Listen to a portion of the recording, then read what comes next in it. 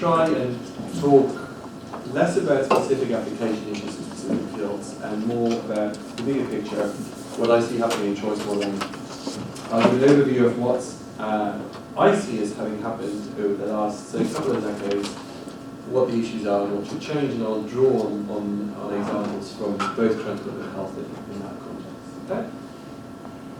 So, if you're thinking about why we want to do this, why do we want to do choice modelling? Not just because it's interesting, and it certainly is interesting to try and understand model behaviour, but why do we want to do this in terms of the results that we're getting? And I've got two examples here. One of them is a transport example. So this is at the moment, and potentially forever, so a hypothetical train line in the UK called High Speed 2. That is meant to go from London up to Birmingham and then split and go up to Manchester and Leeds. I live north of Leeds, up here somewhere. And at the moment, from Leeds, the fastest train I can get down to London, it takes about 2 hours. And that is meant to get down to just over an hour. Chances are I'll have retired by the time of this build, because they're talking about this taking over 20 years to build.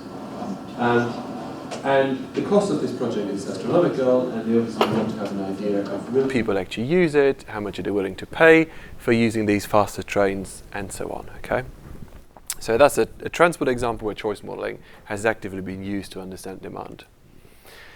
A health example, so this is what I mentioned earlier at lunch. In the UK, you don't have a lot of choice in a health context, not quite like in the US. And a lot of people are not aware of the choice they do have. So you can choose, if you're referred to have surgery of whatever form, you can choose where you have it, okay? And you can look at the doctors that work in different hospitals and elect to go to a specific hospital. And the amount of information you can get in that context is actually quite substantial. So over here on the right, I had a cruciate ligament reconstruction 8 years ago. And this is the doctor that did my knee, okay? And you can look up on the internet, so you can look up for specific hospitals, you can see who are the specialists working in those hospitals, and what do they do in terms of how many operations of each type they perform a given year, how many of them work out, how many patients die, okay? So very detailed information that people have available to them in terms of making choices.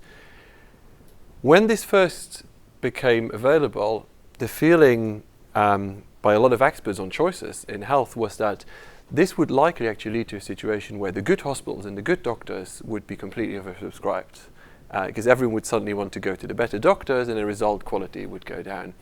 What has actually happened in practice is that people still primarily just go to the hospital that's closest to their home. Okay, but again, it's an exercise of where you can try and understand what do people do and how does the information that's available to them influence their choices.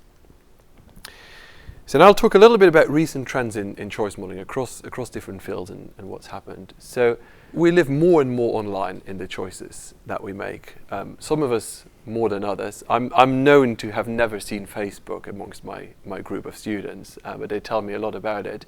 But if you're thinking about how much we shop online, how much we make decisions on where to travel online, or even going back to this idea about a health choice, you're being influenced by what other people are telling you about online, etc. So behavior itself is changing a lot. And then model developments have changed very dramatically over the last few years. So multinomial logit and other closed form GEV models, thanks to Dan's development, dominated for nearly 3 decades. So this is really the toolkit that we had available to us for around 3 decades, and that's what we relied on. And then mixed logit, which the first development of mixed logit I think was in 1984 or 85, but it wasn't really widely used until the mid to late 90s and then the 2000s, just because of the computational complexity of the models. Then we became interested in hybrid choice models, where we're incorporating attitudinal context into the models, for example, more multiple discrete continuous models. And then suddenly, when choice models started listening a lot to behavioral economists, there was a lot of interest in models incorporating different behavioral paradigms in our models. And so the number of models, certainly since I've been active in choice modeling, has increased very substantially over the years. And that increase is really correlated with an increase in computational power. We can now estimate models in a few minutes that 20 years ago would have taken days or weeks, but also an exposure by choice modelers to the behavioral economics literature. And it's actually something that I've been both excited by, but also at times annoyed by, that we're being told, oh, your models are not behaviorally realistic and you need to try and incorporate ideas from behavioral economics. This can be interesting, but it can also lead to a lot of issues that we're actually losing the economic foundations of the toolkit that we're currently using, and we're becoming hung up on specific behavioral issues. And there's still too many papers that say, well, the data shows us that these people use that specific behavioral rule. And no model has ever shown us that, because no person in any data set uses any of the behavioral rules that we're talking about. Anything is just an approximation. Okay. And then the most exciting developments in many ways have come at the data side. So everyone talks about big data, and choice modelers have started using big data. Big data is also very noisy data, but there's a lot of opportunities with GPS data. This is USwitch, is a website in the UK where you switch your energy provider. So you're going online and it tells you, well, how much energy you're using at the moment, this is how much you're paying. If you switch to a different provider, you'll save that much money. Same for NHS. And this is some of the stuff we're doing in Leeds at the moment. This is the deputy director of my centre, Karishma Chowdhury, and she's wearing a virtual reality headset together with an EEG scanner. You can't quite see the EEG scanner on her there. And she's doing a virtual cycling experiment where she's cycling through the streets of Singapore and buses keep getting very close to her. And we're trying to understand, well, how does that influence the cycling behavior that she engages in? And how does that correlate with whatever is going on in her brain in terms of both the outside influences on her behavior and then the triggers within the brain of whatever choices she will engage in as a result. And then I think if you're thinking that choice modeling is very largely used in transport for many, many years, it is now really used across so many different disciplines. And this is what I've become very interested in, to really use choice models across different fields.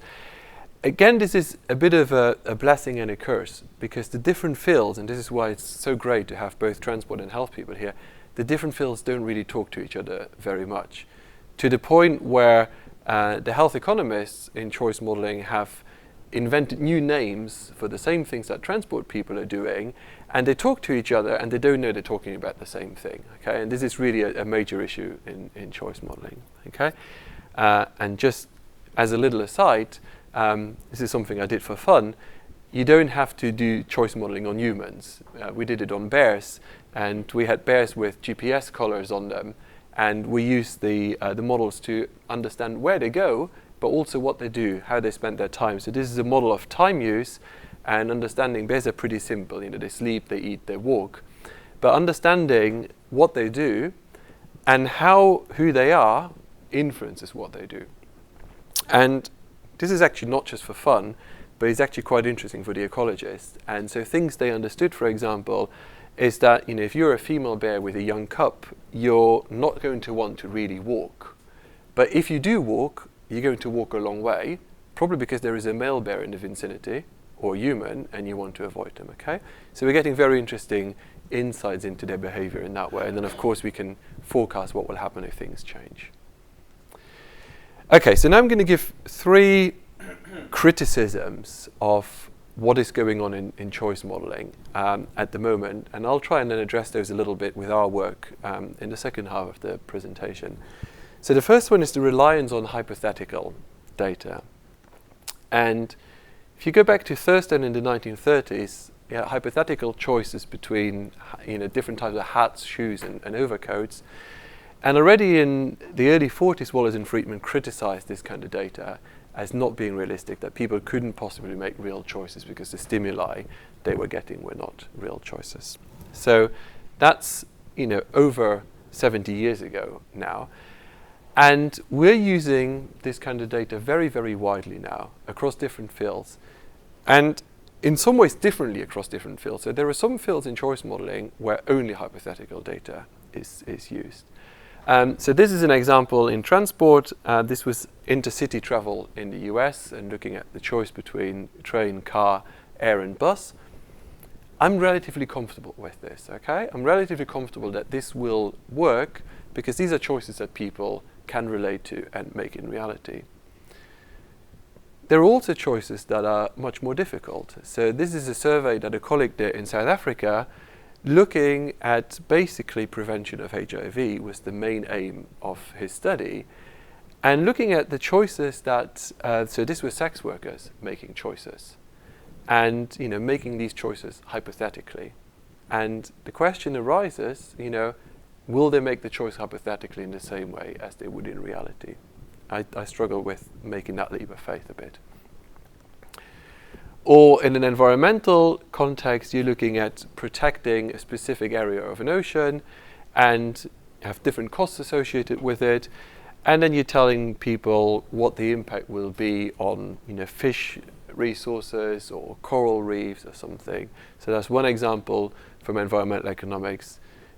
Here's another one, and this one is even more extreme, which is looking at whether you're willing to pay for marine protection programs where they will basically be protecting species that we don't even really know about yet, whether they exist or not, and which could hypothetically lead to new medicines, okay? So this is another area where these kind of data sets are used, where I'm really concerned about it. Now, how many of you would use Uber Elevate or Uber Air? That's not as many as when I did this survey in reality. So I've done this study for Uber and, people love the idea. And I think the idea of hypothetically climbing into a drone... What was the answer? I didn't see behind it. Not many. You were in a very small minority. They don't value their time. But making that choice, climbing into a drone in reality and noticing there's no pilot in it might be very different, okay? Yeah, there's no pilot, okay? Before or after the accident at Arizona? This was late last year. Okay. So Dan and Kenneth Train put together a book. Now, I know this book is about contingent valuation as opposed to stated choice, but I think many of the same issues actually happen also in stated choice. And the idea that people can value something that they have no experience of paying for in reality, or expressing a preference for a given treatment or a given mode of transport when one of those doesn't exist yet, is to me very difficult. So I think it can work very well, stated choice, in a context where people have experience of using it. New appliances, travel time, energy contracts, etc. But how about unfamiliar contexts? So things that people really have no experience with at the moment. This is where I really struggle with believing that the results can be reliable. The typical answer I get from, especially from environmental economists, is, well, having an answer or a value is better than having no answer or no value at all. And I'm not sure about that, okay? So I don't use the results from it, but I think that's something to judge. Thinking about transport example, value of statistical life is an application area where people use data choice. And I think making that kind of choice in a hypothetical setting or in a real life setting is very different. Or in a health example, so I've come across some work where people were looking at organ donation, but organ donation not asking you now whether or not you want to carry an organ donor card, but putting you in the hypothetical situation where someone close to you died and you had to make the decision whether or not to donate their organs, okay? I think making that choice in reality or hypothetically are two very different things once again, okay? So that's my first criticism of what's been going on. And I know stated choice data will not go away. I use it a lot too, okay? But I think there are many cases where we can think again about whether there is real data that we could use as an alternative.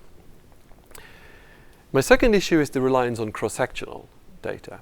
So let's say I've estimated a model, and I find in my model that if you're older, you travel less, and if it's more expensive, if it's cheaper, you travel more. Typical finding that we find in our models. Well, what's going to happen if we're looking at forecasting? So if the population ages over time, will they travel less? If the oil prices go down, will people travel more? Okay?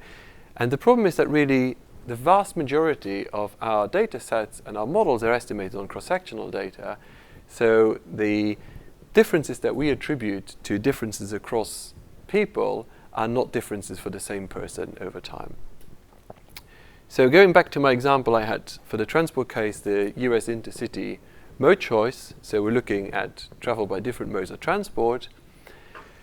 And we found that there were 4 major latent constructs, latent attitudinal constructs that really influenced how people were making their choices. So low sociability, guess what? They don't like public transport. Car lovers, whether they're concerned about privacy and whether they were pro-technology. We found that a lot of the heterogeneity in those attitudinal constructs could be related back to the characteristics of the people. Okay? Interesting, we found that female respondents were more likely to be car lovers than male respondents, all else being equal. Okay? So we found a lot of interesting relationships, and that really influenced the choices that people were making in our surveys, and hence that we explained in our models. So we then thought, well, what will happen if we want to apply this model in forecasting? And so we talked about the idea of a personality transfer. So if suddenly everyone in our population took on the attitudes of the under 35s, well, what will happen is car travel goes down and travel by the other modes of transport goes up, obviously, okay? If everyone took on the attitudes of the less educated segment of the population, the opposite would happen, okay? So you can see how the specific socio-demographic groups will have an influence on the behavior that we're seeing. So that gives us 2 different views of the worlds. So the optimistic side of it is that people, as they age, they keep their attitude and their behavior with them, okay? And as people die and new people are born, the car share will go down over time. If on the other hand, as people age, to take on the attitudes and behavior of previous generations, everything remains the same. Now, we would hope that the one on the left applies. But if that was the case, turning this into a politics context, most right-wing parties would long since have ceased winning elections, okay? Because young people tend to vote for left-wing parties. They get older, they start voting more right-wing. I did this again in the context of air-rail intermodality in China. So we were looking at the idea that people, instead of flying, taking a short-haul feeder flight and then a long-haul connection, if they could take a high-speed rail for the short flight and then get to the airport and take the long flight.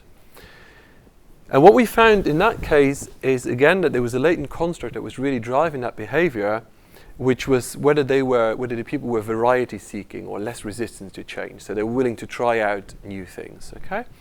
And we found that if you were more variety-seeking, you were more willing to try new modes of transport. No surprise there.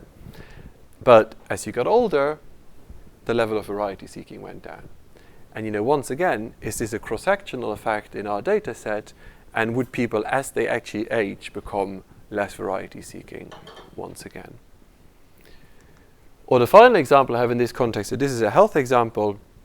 So I don't know what it's like in the US, but in the UK, if I needed intravenous antibiotics, I would likely have to keep going to hospital as a day patient, as an outpatient each day, and have it administered. Is it the same in the US, or? Not sure, no experience. So don't do the SP, okay? But certainly in Australia, and I think also in Canada, you really have the option of either doing this yourself at home, which is a slightly scary thought, or having a nurse coming to your house and doing it for you, okay? So we did a study in the UK to advise the NHS about this, and it was based on hypothetical data. And so they have a choice basically between the 3 types of treatment, and then how many times a day they need to do it, what the risks are, etc. So a very typical kind of survey. And what we found is that, again, there were 2 major attitudinal constructs that were really influencing that choice, which was an attitudes towards hospitals. And those patients who were more positive towards hospitals were likely to be female, non-white, and living alone. And they were more likely to then also choose the hospital approach. But then the really important attitude was, whose responsibility is healthcare Is it the patient's responsibility or the doctor's responsibility? And we found that the over 65s and the non-white part of the UK population much more strongly saw healthcare as being the doctor's responsibility. As a result, they would not very often choose the option of administering it themselves at home. Okay? And this accounts for 2/3 of the heterogeneity in preference that we're seeing in our model. So, this construct plays a very major role in our results. So the question is, well, what will happen as the population ages or as the ethnic mix changes? And again, I can't answer that question because the data is cross-sectional, and this keeps happening in more and more studies. Okay, and then my third critique, and this is really what I then build up into in the examples I'm going to give you of our recent work, is that we tend to really treat choices in isolation. So I mentioned that already this morning in our conversation, and this is also why it's so nice to talk to both transport people and health people, is that in reality, the choices that you make are very interrelated, okay? If you're more likely to be a person who might cycle to work or walk to work, or maybe you're also more likely to be going to the gym, maybe you're also more likely to be eating local food as opposed to food that's been flown halfway around the world, okay? So lots of interrelations between the different choices that you make. But also lots of connections between your shorter term choices and your longer term choices. So things like your career choices, education choices, residential location choices, what's the relationship between those and your day-to-day travel patterns, your nutritional choices, etc. Okay, that's really where I think, and certainly judging from the conference last week in Santa Barbara as well, where I think a lot of choice modeling is moving towards, to try and understand the relationships between different choices.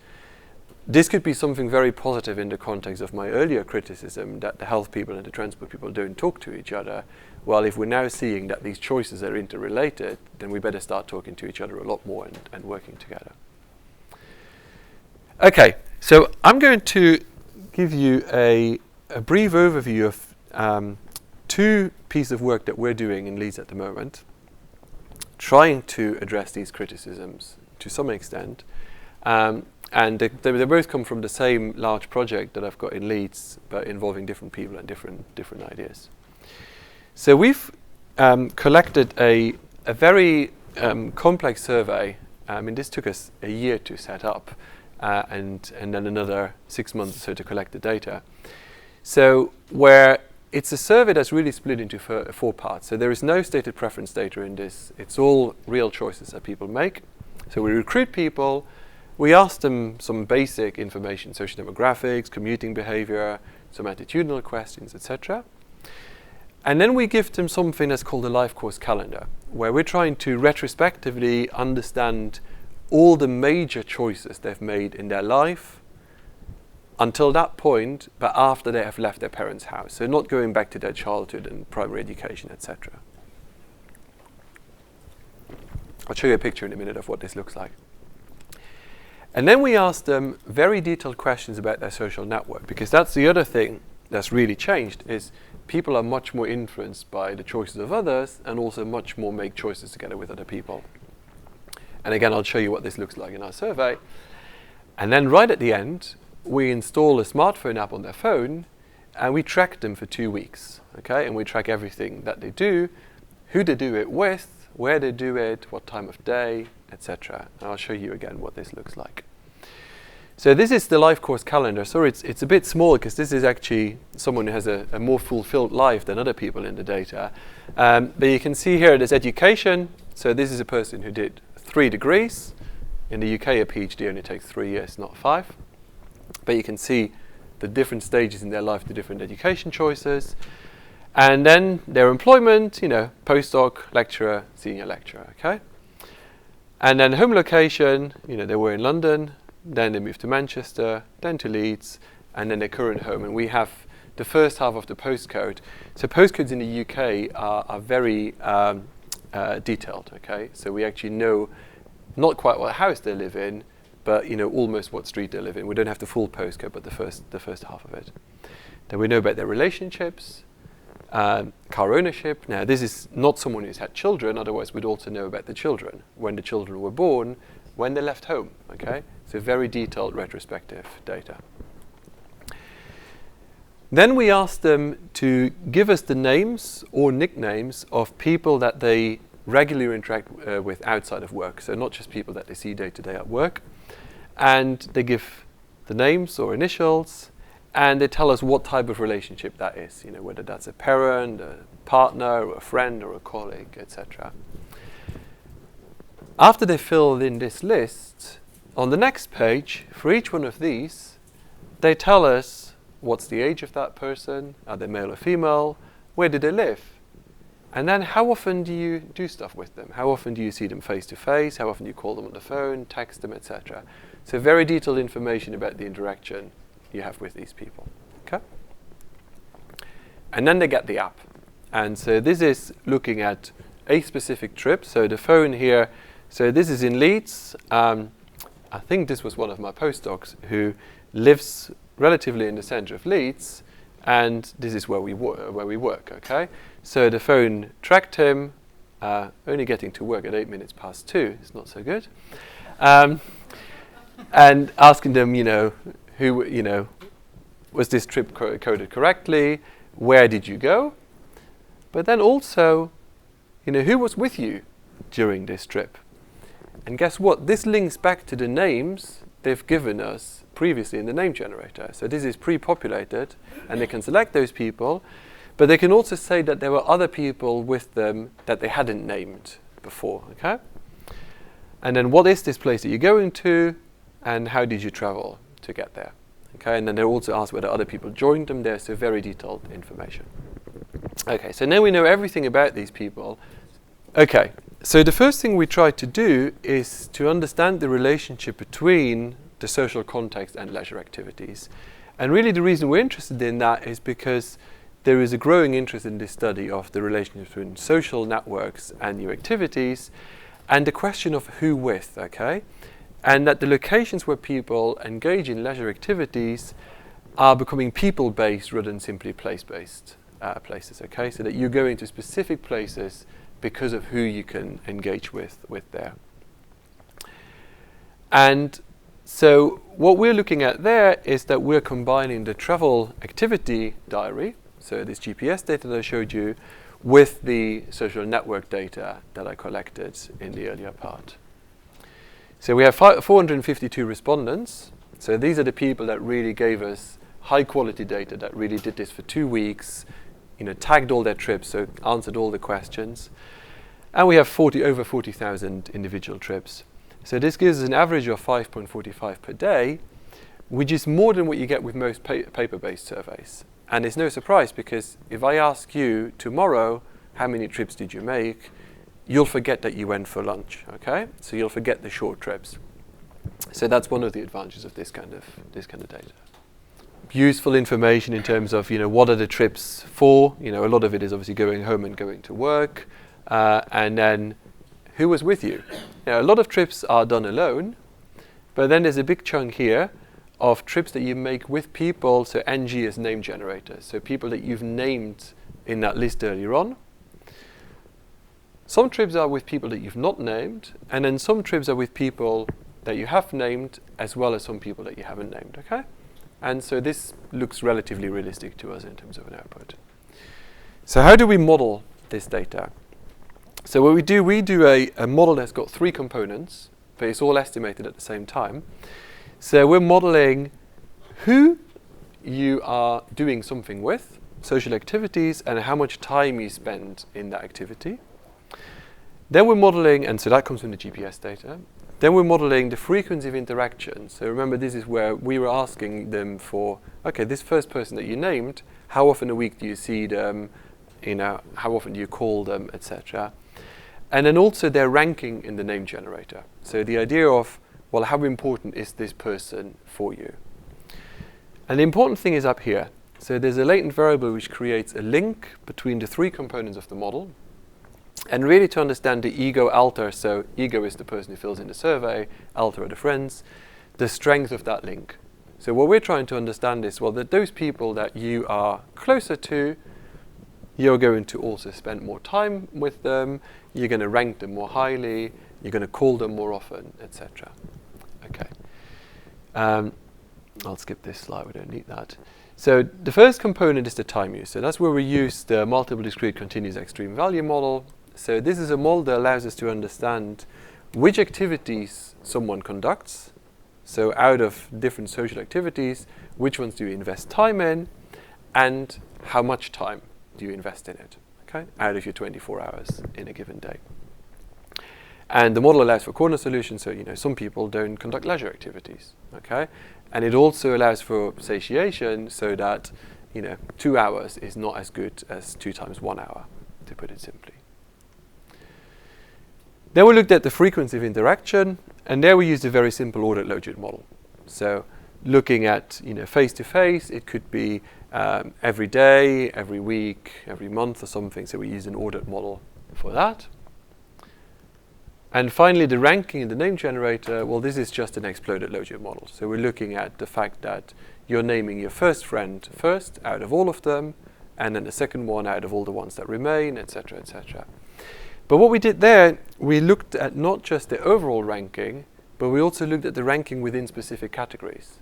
So we looked at, okay, whatever the first person that you name, they're ranking overall out of all the 30 people that you name, but then also if that first person was a friend, the ranking out of the friends list, okay, so the subset of your data. Okay, we're getting results that make a lot of intuitive sense. So we're seeing, for example, that single respondents, so unmarried respondents, they're less likely to conduct leisure activity with just one alter, okay?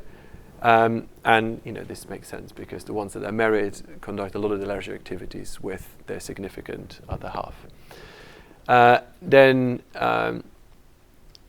older people are more likely to conduct leisure activities with just one alter, okay? Also true if both you and the other person are female, okay? And so lots of interesting results, understanding who you're actually engaging with in activities and how long for. If we're looking at the ordered logit, so this is more the frequency interaction, the long term, over the course of a year, how often do you speak on the phone, SMS, etc. If you both live in Leeds, you're closer to each other, you're more face-to-face calling and texting and less emailing, okay? If you're both female or you're both male, more calls and more texts. And then what's interesting, if you're both young, there's not a lot of email. Apparently really younger people see email as a very formal means of communication, okay? If you're both over 60, you don't send a lot of text messages, but you also have fewer social network interactions, so less Facebook, etc. Again, makes a lot of sense. And then fewer social network contacts with parents, colleagues, and other relatives. And then finally looking at the exploded logit, so this is the ranking of your friends. What we see there is that if you're female, you're going to name your mother ahead of your father, or more likely to do that, okay? No comment. If you're between 25 and 29, your colleagues and relatives have a lower position in the name generator than if you're older, okay? I think makes sense, okay? And then within friends, if both of you are over 60, you're likely to have a lower ranking within the friends section than otherwise. Now this is the important part. This is the impact of the latent variable. So remember I had this link between the different model components, and so we had the continuous model which was looking at the party involved in your activity and the time that you spend with them in social and leisure activities, where we had the 4 categories. Then we had the exploded logit for the ranking of how important your friends are, and the ordered logit for the frequency of interaction. All of these covariances are positive, okay? So this confirms, now some of them are stronger than others, okay? And one of the effects up here is not significant, but this confirms really that there is a strong link between these different things. So, those friends of yours that you phone more, you're also going to rank them more highly in your list of friends, and you're also going to be more likely to conduct leisure activities with them, okay? So this is what this work is trying to get at, is trying to link your social activities, which obviously has a travel impact, as well as a health impact when you think about it, trying to link that to your social network and how that might be driving some of that. Okay, that's still very short term. Okay, now obviously your social network might have evolved over time, but here we're looking at very short term at the activities that you're conducting and who you're conducting them with. So now what we're looking at is the long-term choices. And you remember this name generator where I was asking people, when did you go to school? When did you have your different jobs? When did you relocate, etc.? And so this is really work that we've only done very recently. So it's still very much work in progress. But what we're essentially trying to do is what we call the game of life. Okay, so this idea that we're trying to develop a model to explain how people go through their life and how they make the important decisions, but also we also have energy data for these people, energy consumption data. What we're trying to do is also link their long-term choices to their shorter-term consumption patterns on energy, food, etc. Okay, so how do we do this? So Romain, one of my postdocs, is largely responsible for this work, and he looked a lot at the literature on life history data and how can we represent what people do in their lives, and then how can we model it as a result. And we use that work to really try and summarize all the different life trajectories that exist in our data, because everyone does something slightly different in our data. Okay, so this is our starting point for creating a choice set of life courses. So let's use an example here of one person. So this is someone who did 3 specific degrees. During the course of the 3rd degree, he or she got married, okay? And then had 1 child here and started a job after getting married, after having the first child, okay?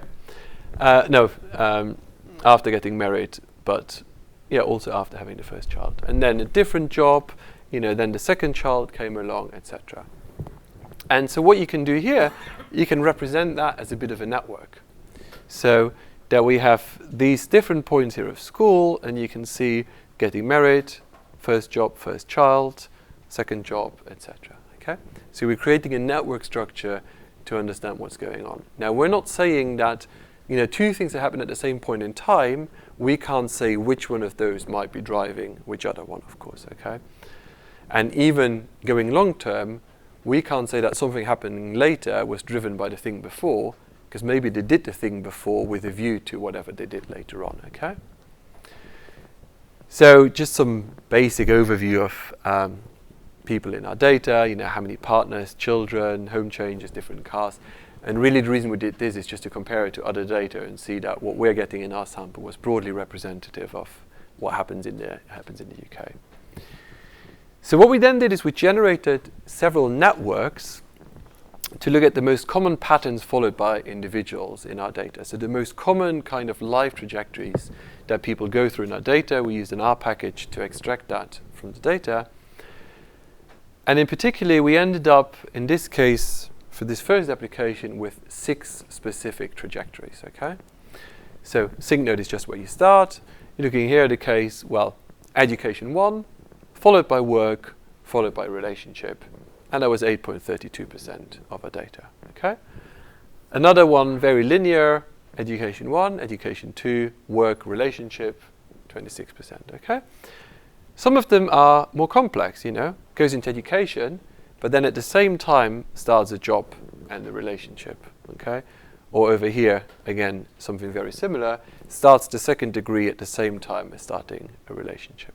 So for each one of these 6 paths that we have, we then computed some average information about the number of changes, how often they relocated, job changes, etc.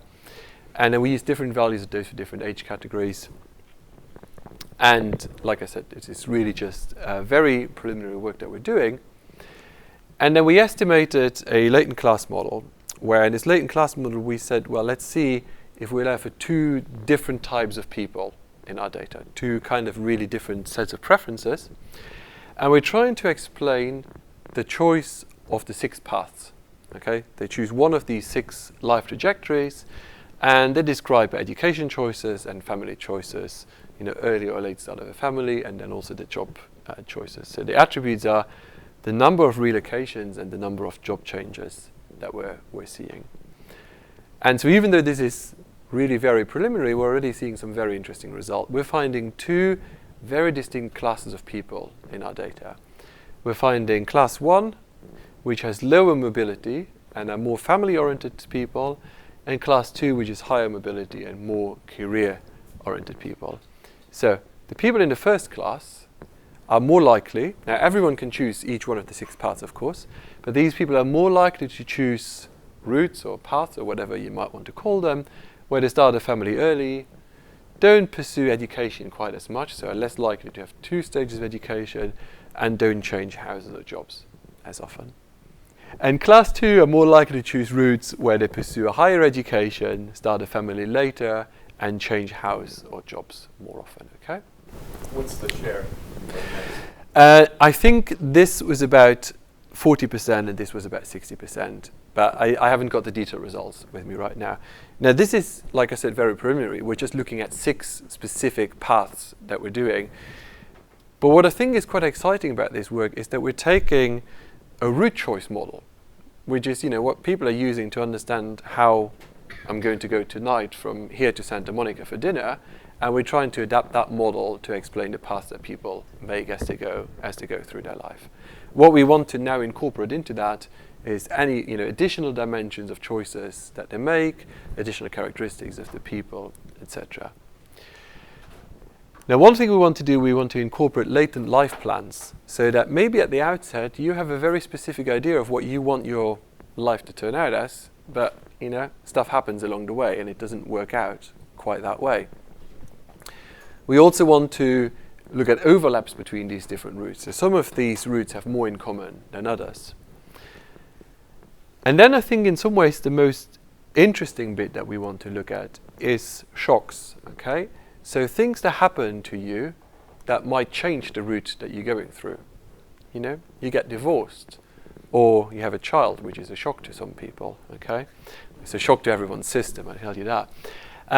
And how that might change which path you take when you go through life, okay? Whether that might delay something else that you then do next. Okay, so some conclusions. So I think if I look at choice modeling over the last, 15 years or so, there have been 2 very dramatic changes, other than this explosion into other research areas. And those changes have been an explosion in model complexity and flexibility, which has not always been good, because certainly I've seen a lot of work where people now just throw a random term at their data rather than trying to explain the behavior more deterministically, which is really not very desirable. But there is a lot more flexibility about. But then at the same time, we've really become too reliant on state of preference data, and too reliant on cross-sectional data. And I think what more and more work is showing is that you can get very interesting and richer results with real data than with hypothetical data, okay? One question I often ask is, are the developments that we've made in model complexity, have we often made those to accommodate what goes on in hypothetical data rather than what goes on in terms of complexity of behavior? And I'm not sure what the answer is to that. It's slightly provocative comment, okay?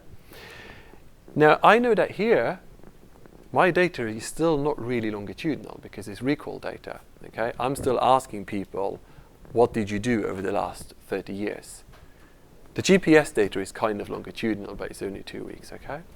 So what we're looking at much more, and this is my last slide, and this is what I'm hoping to hopefully start some collaborations also with USC, is we're looking at 3 specific streams of proper longitudinal data, okay?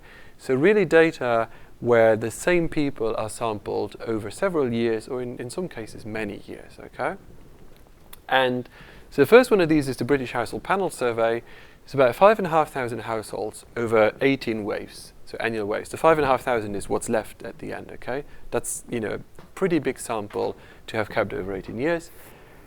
What we have used this for so far in our work is understanding residential location choices and commuting choices, understanding female workforce participation and the role of changing attitudes in that context, and interactions at the household level. So, what goes on if one of you changes jobs, what happens to the other person, okay? Then we've started looking at data sets collected by the World Bank, largely in Africa, but also in a number of Asian countries, looking at living standards of people there. And we're wanting to use those to look at migration choices, nutrition choices, and then as a result of those, health and education outcomes, okay? And I think this is the thing where what's important to realize is that a choice model, at the end of the day, it doesn't have to be a choice, okay? It's an outcome that we're modeling. So health or education is an outcome. I can still treat it in the same way as a dependent variable. But again, it's the idea of creating links between these different choices. That data is in some ways probably behaviorally and politically the most interesting of the data sets, but it's also one that is not as detailed over time, okay? So it tends to be 3 waves with like 5 years between each wave, as an example. The most exciting data set is a study conducted in Bradford. So Bradford is a city next to Leeds. It's kind of the poorer sister of Leeds. It's a city of about 300,000 people, which had a major influx of largely Pakistani and Bangladeshi populations in the 1940s, 50s and 60s, and at the same time an extreme decline in industry, okay? So it's a city that has major issues in terms of the ethnic mix, major issues in terms of social mobility, and also some of the highest infant mortality rates in the UK, some of the highest rates of various diseases, including diabetes, okay? And so what they did is they started a study now 12 years ago where they intercepted women when they were 26 weeks pregnant. And they now have around 10,000 children that they have followed from that 26-week pregnancy stage until they're 10 or 12 years old now. And they basically know everything about them. So very regular surveys conducted on those children, including nutrition choices, going as far as how many hours a day they're watching TV, how often their parents read for them. And then this is all completely linked into the NHS data and Department of Education data in terms of what are the health and educational outcomes for those children, okay? There's also genetic data on the children. Now, the first thing that we're working on, so this is our the health school and the psychology school have got us involved in this in Leeds. And the first thing that we're becoming involved in is trying to use choice behavior as indicators for autism, okay? So diagnostics for autism are pretty bad in the UK and often diagnosed far too late for the child to really benefit from better trajectories. And the idea that our psychologists came up with together with the choice modelers is to see, well, can we develop experimental games? And one of them that we're giving them is a virtual reality game where they're having to pop a balloon, okay? One balloon is closer to them, the other one has a bigger payoff. And so we're almost training that experimental data on the data for the same children where we know what their autism status is, with a view to then trying to come up with simpler tools for diagnosing autism than going through a full diagnosis, because apparently very many children just fall through the cracks and only get detected quite late on in life, including into adulthood.